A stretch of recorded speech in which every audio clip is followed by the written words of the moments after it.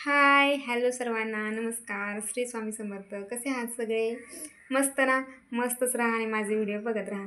तर आज खूप दिवसांनी मी व्हिडिओ करते आहे. व्हिडिओ आत्ता 7-8 दिवस झालं मी कंटिन्यू अपलोड करते आहे. पण मी ऑन द कॅमेरा आज खूप दिवसांनी बोलते आहे ऑन कॅमेरा. कारण की असं होत होतं की कामातून वेळ भेटत नव्हता आणि व्हिडिओला मोबाईल साईडला लावून ठेवायचा, तो एडिट करायचा आणि बॅक साऊंड द्यायचं एक्स्ट्रा आणि व्हिडिओ अपलोड करायचा. आणि माझे खूप दिवस झाले व्हिडिओ रेग्युलर येत नव्हते. जवळजवळ महिना दीड महिना झाला मी व्हिडिओज नव्हते अपलोड केले. तर म्हटलं चला आज जरा वेळ भेटला तर आज बोलू जरा.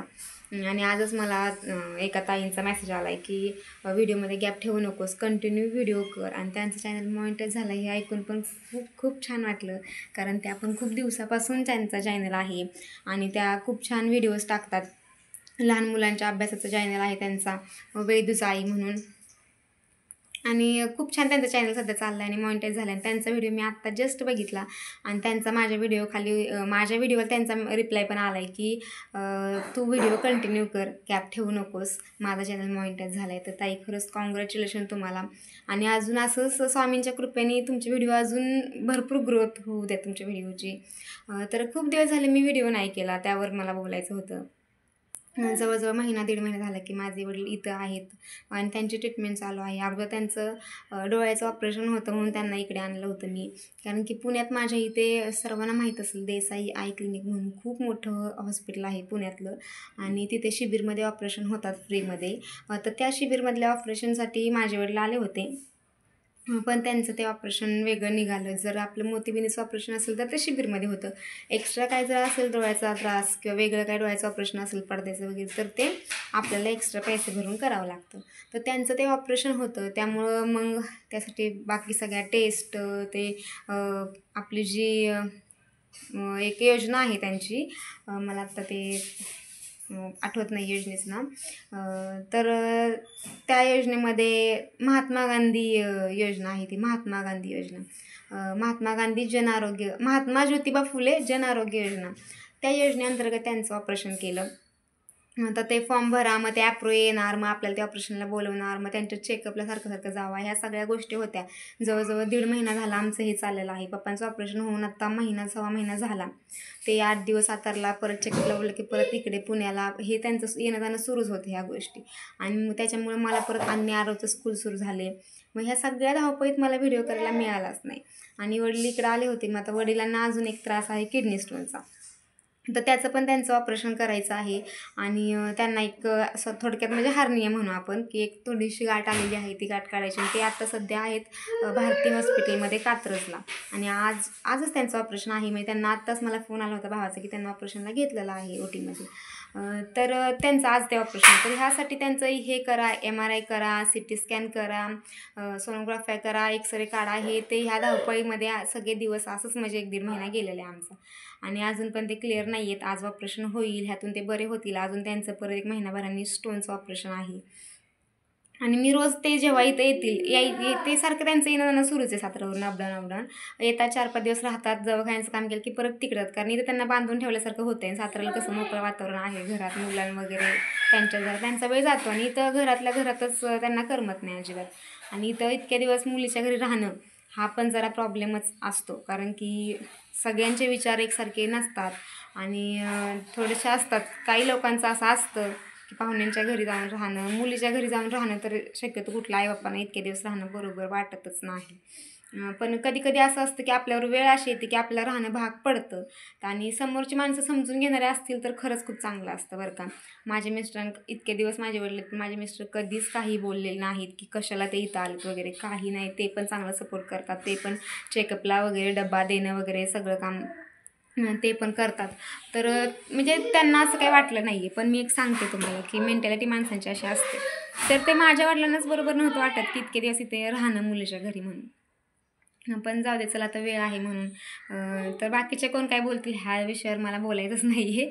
कारण लोकांची मेंटॅलिटी आपण चेंज करू शकत नाही आणि लोकांच्या तोंडावर आपण हात ठेवू शकत नाही. आणि माझा व्हिडिओ आत्ता सध्या तर तुम्हाला रिझन कळलं की मी काय इतके दिवस व्हिडिओ करत नव्हते, की इथे पप्पा होते आणि पप्पांचं ऑपरेशन वगैरे ह्या सगळ्या दवाखाने ह्या गोष्टी होत्या म्हणून मला काही व्हिडिओ कंटिन्यू करायला जमलेलं नाही.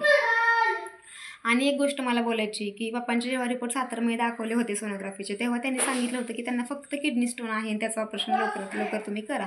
पण तेच रिपोर्ट जेव्हा मी पुण्यातल्या हॉस्पिटल म्हणजे आमच्या इथल्या ज्या डॉक्टरांना दाखवले रेग्युलरच्या, तेव्हा त्या डॉक्टरांनी आम्हाला सांगितलं की त्यांना दुसराच प्रॉब्लेम आहे अजून, आणि आम्ही लवकरात लवकर तो प्रॉब्लेम त्यांचा म्हणजे आम्ही बाकी सगळ्या टेस्ट करून ते आम्हाला लवकरात लवकर समजलं. आम्ही उशीर नाही केला त्या गोष्टीसाठी. खरं ते एक स्वामींचाच इशारा म्हणायचं की वडील फक्त डोळ्याच्या ऑपरेशनसाठी इथं आले होते आणि मी त्यांना सहज आईला बोलले की त्यांच्या सोनोग्राफीचे रिपोर्ट इकडे पाठव, मी माझ्या रेग्युलर डॉक्टरांना दाखवते रिपोर्ट. ते काय म्हणतात आपण एकदा बघू, कारण की तुम्ही तिकडे ठीक आहे त्यांचं रानातलं काम वगैरे शेतातलं रोजचे कामं हे धावपळ, त्याच्यामुळे ते जाऊ दे नंतर नंतर नंतर असं त्यांचं चालू होतं. तर मी जस्ट गेले आणि हे मला असं वाटतं की स्वामींनीच मला सांगितलं की तू हे कर म्हणून, तू घेऊन जा त्यांना आणि चेकअपला. तुला म्हणजे स्वामींनीच मला एक वाट दाखवली असं समजते मी, कारण की मी जर त्यांना नसतं बघितलं इथं तर मग त्यांचा तो सुद्धा आजार राहिलेला आम्हाला कळलं नसतं आणि त्याचं असं होतं की नंतर निदानसुद्धा करता नसतं आलं. आणि तर म्हणजे मला स्वामींना थँक्स बोलायचं ह्यासाठी की त्यांच्यामुळं मला लवकरात लवकर माझ्या वडिलांची हेल्थ चांगली करता आली. तर असो, आज त्यांचं ऑपरेशन आहे आणि ते कवर होतील ह्या सगळ्यात. तर चला पुढे बोलूया, कंटिन्यू व्हिडिओ करूया. तर आरव इकडे खेळतोय, आरवचं खेळायचं चाललेलं आहे, तर दाखवते तुम्हाला हॉलमध्ये तर आरवने सगळा हॉलमध्ये पसारा केलेला आहे. माझं काम आहे फक्त आरवचे खेळणे गोणीमध्ये भरून ठेवायचे आणि आरवचं काम आहे की ते खेळणे खाली ओतायचे. बस आमच्या दोघांचा हाच खेळ दिवसभर सुरू असतो. तरी एक गोणी आहे बघा, इकडं मी त्याची ती गाडीवर ठेवली आहे आणि ह्या 2 गोण्या बांधून वर टाकून दिल्या दिवाणवरती खेळण्याच्या, कारण की त्याचा असं म्हणजे फालतू सगळे खेळणे ओतून द्यायचे फक्त सगळ्या घरात. म्हणून मी जे जास्त जास्त तो हात नाही लावायच्या खेळण्यांना ते वर टाकून दिलेत आणि जे रोज त्याला रेग्युलर लागतात खेळायला त्याची एक गोणी खाली ठेवलेली आहे.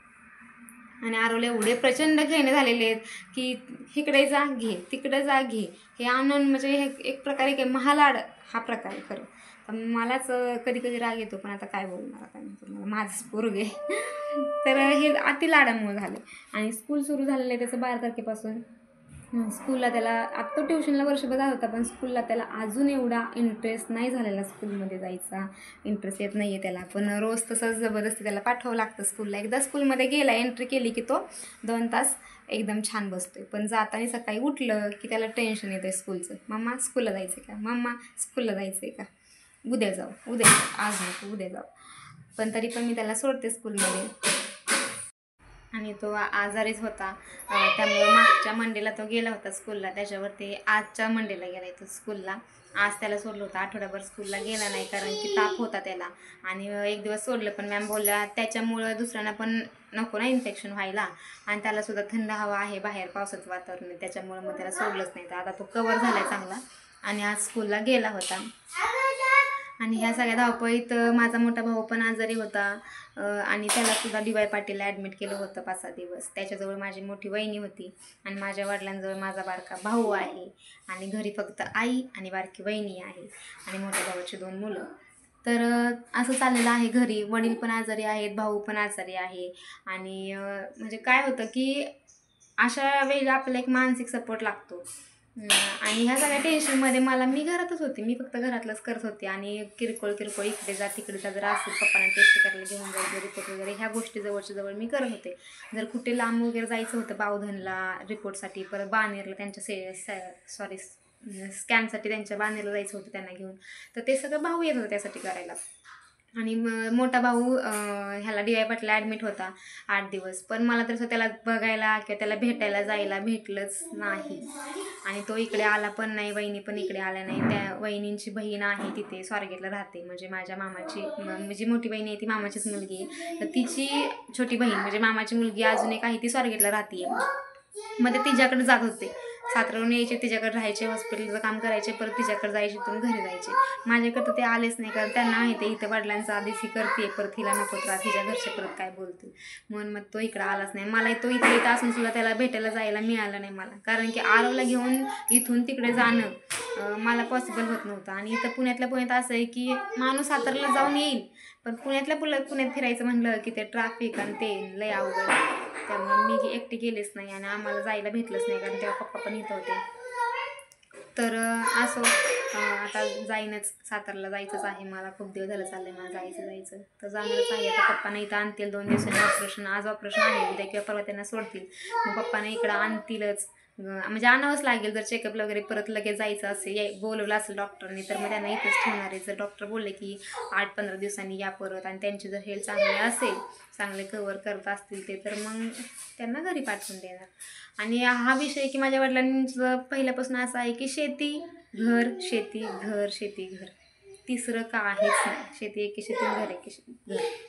त्याच्यामुळं मग त्यांना असं हे पुण्यात मोठ्या मोठ्या बिल्डिंगमध्ये हे अशा मोठ्या मोठ्या मशनी किंवा हे सगळं ऑपरेशन वगैरे ह्या गोष्टी त्यांनी कधी बघितल्याच नाहीत. कारण त्यांच्या लाईफमध्ये असं कधीच नाही. किरकोळ कधीतरी वर्षातून एकदा ताप आला, सर्दी झाली वगैरे असतं किरकोळ त्यांचा आजार. तर आता असं झालं की त्यांना ह्या वेळी म्हणजे वय झाल्यावर असे आजार आता उद्भवायला लागले त्यांचे एक एक. तर त्यांना ते सहन पण होत नाहीत आजार, त्यामुळे ते वीक पण झालेत थोडेसे, आणि त्यांना टेन्शन पण येते. कारण की सगळ्या गोष्टी करू शकतो आपण, पण पैशाशिवाय काहीच करू शकत नाही. आणि आर्थिक परिस्थिती चांगली असेल तर ठीक आहे. आणि म्हणतात ना, दवाखान्याचा कोर्टाची पायरी कधीच चढली नाही पाहिजे. तरीसुद्धा त्यांनी त्यांच्यासाठी सोय करून ठेवली असं म्हणायचं. कारण की त्यांच्याकडे खूप शेळ्या पण आहेत, आणि म्हैशी वगैरे होत्या त्या विकल्यात, बैल आहे अजून, आणि शेळ्या आहे. तर जसं त्यांचा आजार निघालाय, जसं कळलंय की ते आजार आहेत, तसं तसं माझी आई तिकडे 1-2 शेळ्या विकते आणि त्यांचं पैशाचं भागवती. कारण मोठा भाऊ पण आजारी आहे, त्याला सुद्धा भरपूर पैसे खर्च झाले, त्यामुळे पैसे तरी कोणाला मागणार ना, असं झालं. आणि मग आणि अशा वेळी असं आपल्या अडचणीचे कोण आपल्याला सपोर्ट करत नाही. आणि आजकाल असं आहे की पाहुणे नाहीत, अशा वेळी बिलकुल पाहुणे नाहीत. आणि कुठल्या पाहुण्यांच्या समोर किंवा नातेवाईकांच्या समोर हातसुद्धा पसरायचे नाहीत. कारण की बाकीचे लोक फक्त आपली मजा बघत असतात. लांबून आपल्याला फोनवर म्हणतात, अरे काय झालं, कसं झालं, कशामुळे काय, अरे बापरे वाईट झालं. पण फोन कट केला की लगेच दुसऱ्यांना आपल्याबद्दल, मी त्यांच्या मनात लगेच असं, अरे जाऊ दे, असं झालं का, ठीक आहे जाऊ दे. त्यामुळे ज्याचं दुःख त्यालाच असतं. त्यामुळे आपलं दुःख इतरांना सांगत बसायचं नाही. त्याच्यातून काय मार्ग निघेल आणि त्यातून आपण कधी सावरू, फक्त एवढंच आपण बघायचं. आणि कधी पण पॉझिटिव्ह विचार करायचा, सगळं चांगलं होतं. आणि स्वामींच्या कृपेने सगळं चांगलं होतंय. आणि ह्या सगळ्यात माझा भाऊ पण चांगला बरा होईल, आणि पप्पा पण बरे होतील. तर इकडे बघा आमचा आर्मी मॅन काय बघा, हे काय बांधलंय रे, सुपरमॅनचं जे आहे ते, त्याला कपडे घेतले होते तर त्याने ते सगळं फाडून टाकलंय, आणि आता हे बांधतोय तो रुमाल सुपरमॅन बनण्यासाठी. इकडे हे वॉच घालायचं आहे त्याला आता. इकडे बघा आमचा हात किती छोटा आहे, आमचं वॉच किती मोठं आहे बघा सगळ्यांना. तर आरोचा खेळ चाललाय, आणि आरोचा पसारा दाखवते तुम्हाला सगळ्यांना. किती पसारा केला आरोने. चला, हा सगळा आरोचा पसारा. ही स्कूलची बॅग आरोची, सगळ्या मुलांना एकच बॅग भेटते. खेळणी वतलेली आहेत, दोन इथं फेकलेली आहे, आणि त्याला माझ्या ओढण्या पण घ्यायला लागते. सगळं आर्मीचं सामान, सगळं आर्मीचं सामान ठेवलेलं आहे. तर बघा पसारा, इकडे सगळं आर्मी सामान, ही बॅग, बंदूक, टोपी, फोन, हे सगळं त्याला लागतं. आणि एकच माझे फक्त आर्मी खेळणे, बाकी काही नाही. आणि सगळ्या घरात खेळणे वाटायचे, मग ते खेळण्यानंतर मम्मी भरते. आणि हे बघा, हे स्पायडरमॅन हे आणले होते, ह्यांना स्क्रूड्रायव्हरनी पॅक केलं आहे, तरी पण हा त्यांना मोडून तोडून त्यांचे हातपाय काढून टाकतो. परत मी बसते संध्याकाळचं सगळं. किती वाजलेत घड्याळात, किती वाजलेत, 2 वाजलेत का, बघू आपण किती वाजले. 1:30 वाजले, 1:30. तुझं घड्याळ पुढे तर चला, असं व्हिडिओ खूप मोठा झालेला आहे, तर कोण बघणार नाही असा एवढा मोठा व्हिडिओ केला तर माझा. तर चला पुढच्या व्हिडिओमध्ये कंटिन्यू करते.